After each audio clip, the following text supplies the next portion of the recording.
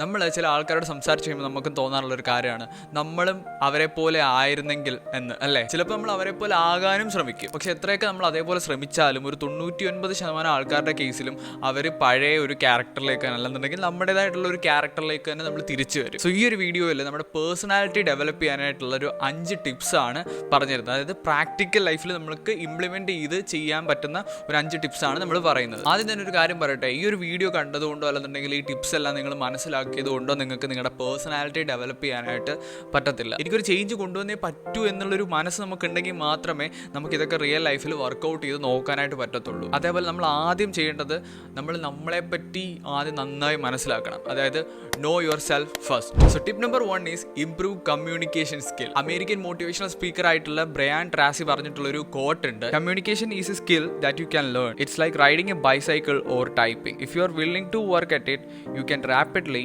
Improve the quality of every part of your life. ഇനി എങ്ങനെ നിങ്ങൾക്ക് കമ്മ്യൂണിക്കേഷൻ സ്കില്ല് ഇംപ്രൂവ് ചെയ്യാം? ഒന്നാമത് നിങ്ങൾ ചെയ്യേണ്ടത് ആക്റ്റീവ് ലിസണിങ്. ഒരാൾ സംസാരിക്കുന്ന സമയത്ത് അവരെ ഇടയ്ക്ക് കയറി ഇൻട്രപ്റ്റ് ചെയ്ത് സംസാരിക്കാതെ അല്ലെന്നുണ്ടെങ്കിൽ അവർക്കൊരു സമയം കൊടുക്കാതെ അവർ പറയുന്ന കാര്യങ്ങളെല്ലാം കേട്ട് അത് മനസ്സിലാക്കാനായിട്ട് ശ്രമിക്കുക. ഇങ്ങനെ ചെയ്യുമ്പം ആ ഒരു വ്യക്തി സംസാരിക്കുന്ന കാര്യത്തിനെ പറ്റി നിങ്ങൾക്ക് ക്ലിയർ ആയിട്ടുള്ളൊരു ഐഡിയ കിട്ടും. അതുപോലെ തന്നെ നിങ്ങളുടെ ബ്രെയിനിന് അതെന്താണെന്ന് പ്രോസസ്സ് ചെയ്ത് നിങ്ങൾക്ക് അതിൻ്റെ ഒരു റിപ്ലൈ തരാനായിട്ടുള്ള ആ ഒരു തോട്ട് തരാനായിട്ടുള്ള ഒരു ടൈമും കിട്ടും. ഈ തോട്ടാണ് നമ്മുടെ റിപ്ലൈ എന്ന് പറയുന്നത്. അതായത് ആ ഒരു കോൺവെർസേഷൻ ആ വ്യക്തി സംസാരിച്ചതിന് ശേഷം നമുക്ക് കൊടുക്കാനുള്ള റിപ്ലൈ എന്ന് പറയുന്നതാണ് ഈ ഒരു തോട്ട്, അല്ലെന്നുണ്ടെങ്കിൽ നമ്മുടെ ബ്രെയിൻ പ്രോസസ്സ് ചെയ്ത് തരുന്ന ഒരു മെസ്സേജ്. അതേപോലെ സ്പീക്ക് ക്ലിയർലി ആൻഡ് കോൺഫിഡൻ്റ്ലി. അതായത് ഒരു കാര്യം സംസാരിക്കുമ്പോൾ നമുക്ക് അതിനെപ്പറ്റി ഒരു വ്യക്തമായ ധാരണ ഉണ്ടായിരിക്കണം. ഇല്ലാന്നുണ്ടെങ്കിൽ നമ്മൾ അറിയാത്ത കാര്യത്തിനെ പറ്റി സംസാരിക്കാൻ പോയി കഴിഞ്ഞാൽ അവസാനം ചമ്മും, പിന്നെ നമ്മുടെ കോൺഫിഡൻസ് ലെവലിനെ വല്ലാണ്ട് ബാധിക്കും. നമുക്ക് എല്ലാവർക്കും അറിയാവുന്ന പോലെ തന്നെ പ്രാക്ടീസ് മേക്സ് പെർഫെക്റ്റ്.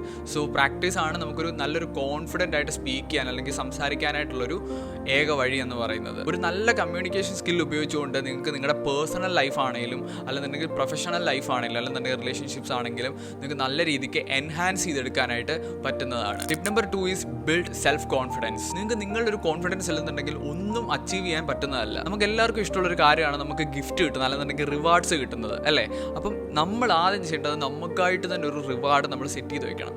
എങ്ങനെയാണെന്ന് ഞാൻ പറഞ്ഞുതരാം. ആദ്യം നിങ്ങൾ തന്നെ നിങ്ങൾക്കായി ചെറിയ ചെറിയ ഗോൾസ് അസൈൻ ചെയ്യുക. ഇപ്പോൾ ഒരു എക്സാമ്പിൾ പറഞ്ഞാൽ ഞാൻ ഇന്ന് തൊട്ട് കൃത്യം ഒരാഴ്ചത്തേക്ക് ജിമ്മിൽ പോകും, ഇല്ലാന്നുണ്ടെങ്കിൽ ഞാനൊരു ബുക്ക് വായിച്ച് തീർക്കും, ഇല്ലാന്നുണ്ടെങ്കിൽ ഞാൻ ഒരു സ്കില്ല് പഠിച്ചെടുക്കും. ഇങ്ങനെ ഒരു ഗോൾ നമ്മൾ അസൈൻ ചെയ്യുക. എന്നിട്ട് ഈ ഒരു ഗോൾ അല്ലെന്നുണ്ടെങ്കിൽ ഈ ഒരു ടാസ്കുകൾ നിങ്ങൾ കംപ്ലീറ്റ് ചെയ്യാനായിട്ട് ശ്രമിക്കുക. ശ്രമിച്ചതിന് ശേഷം നിങ്ങൾക്ക് അത് കംപ്ലീറ്റ് ചെയ്തതിന് ശേഷം നിങ്ങൾക്കായിട്ടൊരു റിവാർഡ് സെറ്റ് ചെയ്യുക. അതിപ്പോൾ എന്തും ആയിക്കോട്ടെ. അതിപ്പം ഒരു എക്സാമ്പിൾ പറഞ്ഞാൽ ഒരു ഫ്രീ ഡേ, ഒരു 24 hours ഫ്രീ ആയിട്ട് നമുക്കൊരു ഔട്ടിങ്ങിന് പോവുക, അല്ലെന്നുണ്ടെങ്കിൽ ഒരു മൂവി കാണാൻ പോവുക, അല്ലെന്നുണ്ടെങ്കിൽ ഒരു പുറത്ത് പോയി ഫുഡ് കഴിക്കുക. ഇങ്ങനെയുള്ളൊരു റിവാർഡ് നിങ്ങൾക്കായിട്ട് തന്നെ സെറ്റ് ചെയ്ത് വെക്കണം. ഇത് പതിയെ നിങ്ങൾക്ക് നിങ്ങളുടെ ഒരു കോൺഫിഡൻസ് ബിൽഡ് ചെയ്ത് തുടങ്ങും. അതേപോലെ നന്നായി ഡ്രസ്സ് ചെയ്യുക. അത് നമുക്ക് കോൺഫിഡൻസ് ബിൽഡ് ചെയ്യാൻ ഏറ്റവും ബെസ്റ്റ് ഒരു വേ ആണ് എന്ന് പറഞ്ഞ് നമ്മൾ ബ്രാൻഡഡ് ആയിട്ടുള്ള അല്ലെന്നുണ്ടെങ്കിൽ എക്സ്പെൻസീവ് ആയിട്ടുള്ള ഡ്രസ്സസ് വെയർ ചെയ്യണമെന്നല്ല അതുകൊണ്ട് ഉദ്ദേശിക്കുന്നത്. ഞാനൊരു ടെലഗ്രാം കമ്മ്യൂണിറ്റി ഹോസ്റ്റ് ചെയ്തിട്ടുണ്ട്. അതായത് ഫ്രീലാൻസേഴ്സ് ആയിട്ടുള്ള ആൾക്കാർക്ക് അല്ലെന്നുണ്ടെങ്കിൽ മണി ജനറേറ്റ് ചെയ്യണം, അല്ലെന്നുണ്ടെങ്കിൽ ഇൻകം സോഴ്സ് ജനറേറ്റ് ചെയ്യണം, സെൽഫ് ഡെവലപ്മെന്റിലൊക്കെ ഫോക്കസ് ചെയ്യുന്ന ആൾക്കാർക്ക് വേണ്ടിയിട്ട് ഒരുപാട് ടിപ്സും കാര്യങ്ങളൊക്കെ പറയുന്ന ഒരു കമ്മ്യൂണിറ്റിയാണത്.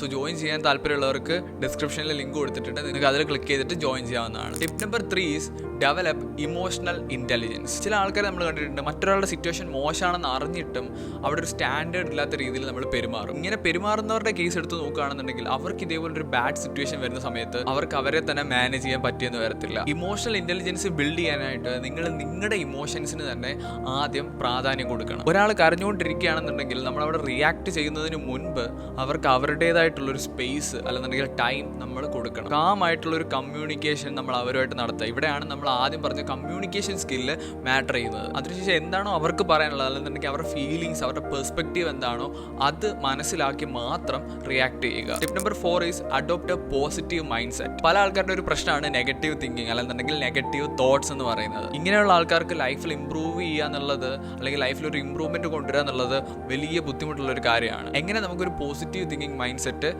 ബിൽഡ് ചെയ്തെടുക്കുക? നിങ്ങൾക്കായിട്ടൊരു ജേണൽ അതായത് ഡെയിലി ബേസ്ഡ് ആയിട്ടുള്ള ഒരു ജേണൽ ക്രിയേറ്റ് ചെയ്യണം. അതിനകത്ത് നിങ്ങൾക്ക് ഡെയിലി നിങ്ങളുടെ ലൈഫിൽ സംഭവിക്കുന്ന ഏതെങ്കിലും ഒരു 3 കാര്യങ്ങൾ നിങ്ങൾ അതിനകത്ത് ലിസ്റ്റ് ചെയ്യണം. അതായത് നിങ്ങൾ താങ്ക്ഫുൾ ആയിട്ടുള്ളൊരു 3 കാര്യങ്ങൾ അതിനകത്ത് ലിസ്റ്റ് ചെയ്യണം. ഒരു എക്സാമ്പിൾ പറഞ്ഞാൽ ഫുഡ്, ഫുഡ് നമുക്ക് എല്ലാ ദിവസവും കിട്ടുന്നില്ലേ? സോ അത് നിങ്ങൾ ലിസ്റ്റ് ചെയ്യുക. ഈ ഒരു ജേർണലിംഗ് എന്ന് പറയുന്നത് നമ്മുടെ നെഗറ്റീവ് തോട്ട്സിനെ പോസിറ്റീവ് തോട്ട്സിലോട്ട് ഷിഫ്റ്റ് ചെയ്യാനായിട്ട് ഹെൽപ്പ് ചെയ്യും. നിങ്ങളെ നെഗറ്റീവ്ലി ഇൻഫ്ലുവൻസ് ചെയ്യുന്നത് എന്തും നിങ്ങൾ നിങ്ങളുടെ ലൈഫിൽ നിന്ന് ഒഴിവാക്കണം, എസ്പെഷ്യലി അങ്ങനെയുള്ള ഫ്രണ്ട്സ്. അതിന് പകരം നിങ്ങളെ മോട്ടിവേറ്റ് ചെയ്യുന്ന ഫ്രണ്ട്സിനെ നിങ്ങൾ കൂടെ നിർത്തുക. അതുപോലെ ഇൻസ്പയറിംഗ് ആയിട്ടുള്ള ബുക്സ് വായിക്കുക, ഇല്ലെന്നുണ്ടെങ്കിൽ മോട്ടിവേഷണൽ പോഡ്കാസ്റ്റുകളൊക്കെ നിങ്ങൾ കൂടുതലായിട്ട് കാണാനായിട്ട് നോക്കുക. ഇത് നിങ്ങളെ ഒരുപാട് ഹെൽപ്പ് ചെയ്യും. Tip number 5 is enhance your social skills. Introvert ആയിട്ട് ആരോടും മിണ്ടാതിരിക്കുന്നത് പേഴ്സണാലിറ്റി ഡെവലപ്മെന്റ് ആണെന്ന് ആരും വിചാരിക്കരുത്. പുതിയ പുതിയ ആൾക്കാരിലേക്ക് നമ്മൾ എപ്പോഴും നെറ്റ്വർക്ക് ചെയ്യണം. എവിടെയൊക്കെ നമുക്ക് നെറ്റ്വർക്ക് ചെയ്യാനുള്ളൊരു ഓപ്പർച്യൂണിറ്റി കിട്ടുന്നോ അവിടെ എല്ലാം നമ്മൾ പോകണം. ഡിഫറെൻറ്റ് ബാക്ക്ഗ്രൗണ്ടിലുള്ള ആൾക്കാരുമായിട്ട് ഇൻട്രാക്ട് ചെയ്യണം.